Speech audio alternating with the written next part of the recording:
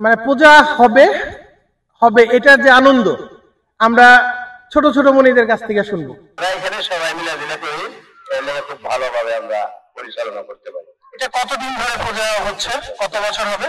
বহুত বছরের, মোটামুটি মনে করেন 30-35 বছর এই মন্দিরের পূজার বয়স। হ্যাঁ।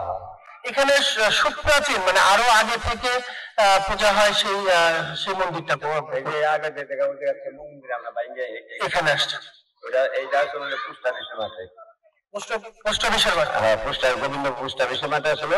ওইটা সভাপতি আসলো রাজশ্যাম বাবু, রাজশ্যাম মাস্টার, উনি স্কুলের শিক্ষক, ওনাই পরিচালনা করতে। ওখানে ঝড়ে ভেঙে গেল, তখন আমরা নিয়ে আসলাম এখানে।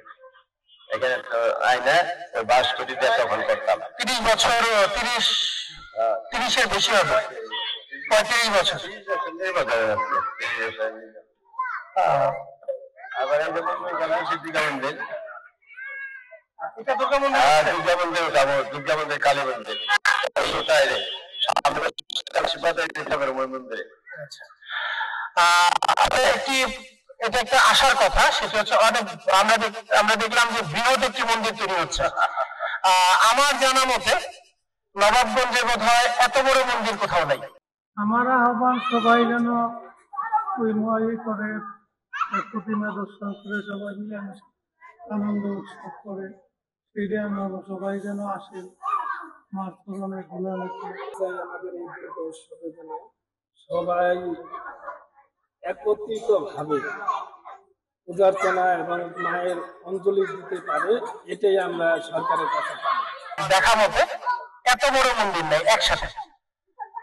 তো সেই ক্ষেত্রে আমরা আশা করব আমাদের এই দুর্গোৎসবকে সামনে রেখে প্রশাসন থেকে শুরু করে সবাই যাতে শান্তিপূর্ণভাবে আমরা সনাতন ধর্মাবলম্বীরা এই দুর্গোৎসব পালন করতে পারি এবং মায়ের আশীর্বাদ নিতে পারি, তার যথোপযুক্ত ব্যবস্থা গ্রহণের জন্য প্রশাসনের প্রতি উদাত্ত আহ্বান জানাচ্ছি।